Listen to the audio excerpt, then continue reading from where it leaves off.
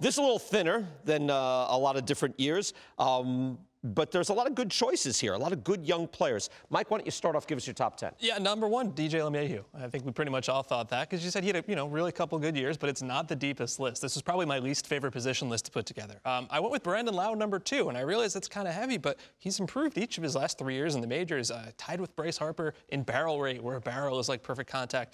Jeff McNeil, number 3, it sounds like he's going to play a lot of second base. I'm not out on Ozzy Albe, number 4. I know he had a bad year, but he crushed the ball in the postseason. I think he's going to be fine. I think it was a fluke year. I'm fine with that. Number 5, Ozzy Albe is still so young. He played through a wrist injury, didn't have a great year. Cavan Biggio at number 6 is a guy I want to focus on for a second. The lowest chase rate in baseball by a lot, ahead of Trout and Bregman. Like, that is elite plate discipline, which I really appreciate. I went with Marte 7, Arias 8, and like the last 3 guys, Arias, Stella, Fletcher. I almost went Nick Madrigal. It's kind of like a grab bag at that point. Good contact hitters as well. And I like that. It's funny, we don't get together and talk about our lists here, and I thought, wow, I'm going to wow everybody with my Cavan Biggio at number 5, and everybody has Cavan Biggio up that high. Let's just reflect, though, for a moment. Imagine if we could have go back a few years ago when I guess it was kind of, Jose Altuve, Robbie Cano at the top, that we'd be saying, DJ LeMahieu is our consensus number 1. Yeah, it was kind of...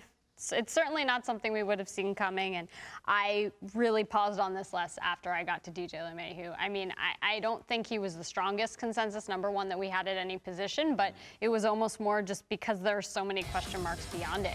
Well, I think he made it clear, though, didn't? I mean, the last 2 years, I know last year obviously a short season and all that, but I mean, if you just saw the player that arrived at the Yankees, that's a superstar player. Absolutely. I just don't associate him with any position. Because of his versatility, I just think of him playing at different parts in the infield. So when I think second base, I don't think DJ LeMahieu. When I think contact hitting, I think DJ LeMahieu. And when I think, top 15, 10 players in baseball, I think DJ LeMahieu. But I don't think of him with second base. Well, it's also that Jose Altuve has fallen off, Vince. Again, but between the sign-stealing scandal, his struggles last year, he really struggled. If he didn't have that playoff run that he had a couple of great games in there, I'd really be wondering. I think he's kind of the same guy, but I knocked him back. He's in my top 3. Where do you have Altuve? I have him at number 9, so I kept him in my top 10, but I definitely, That's plummeting, though. I mean, he was probably your number 1 the last couple of years, right? He was.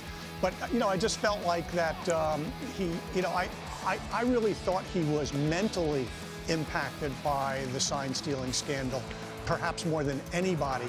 He seemed to have taken that internalized it in such a way, and I really want to see him make a full recovery from that. And I'm not saying he's not a great player. I just really want to see him get beyond that psychologically. I'm trying to figure who's the high.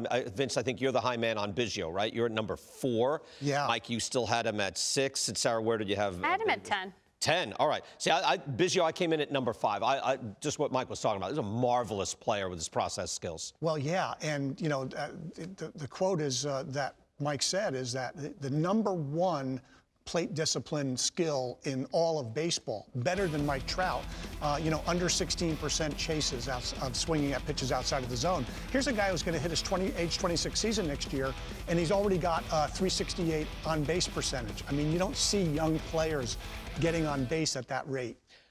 Jake Cronenworth impressing you, Sarah. You have him way up at number 3. I found room for him, but I thought he was more of like a 9 or a 10 player on this list. It was a good year, but 1 year. This was a position where I think beyond 1, probably 2, I could have put them in any order and sat here and tried to defend it and hopefully done at least decently well.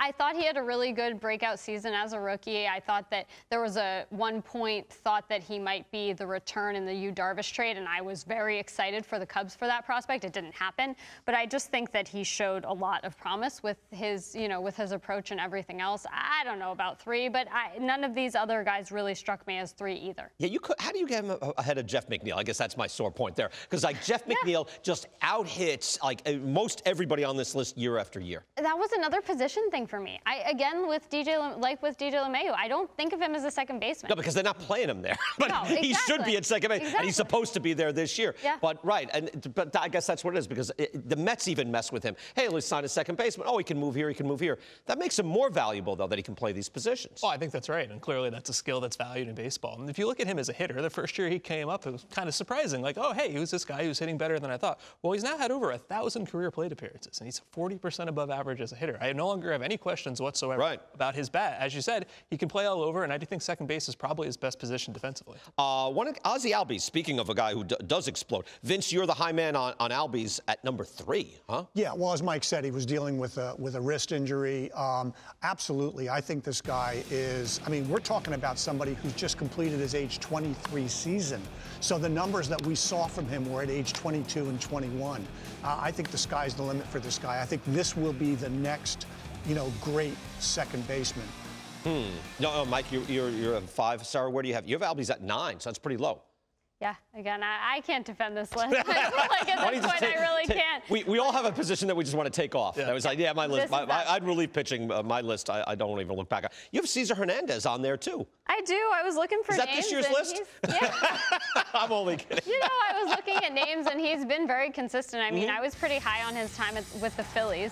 And I thought he was a great pickup for the Indians when he did get there. I don't think he's going to blow the cover off the ball or anything else, but he's good defensively, and he's very consistently around 400 slugging lately, and he actually had an above-average OPS plus this year, so that, vindicates me in some ways. And maybe we don't think of Mike Moustakas as a second baseman, but he is. You and I, Sarah, had Mike Moustakas on. No room for Moustakas? I don't even think I considered him that much, because he's going to be okay as a second baseman if he pounds the ball, and he just really hasn't over the last couple of years. He probably wasn't in my top 15.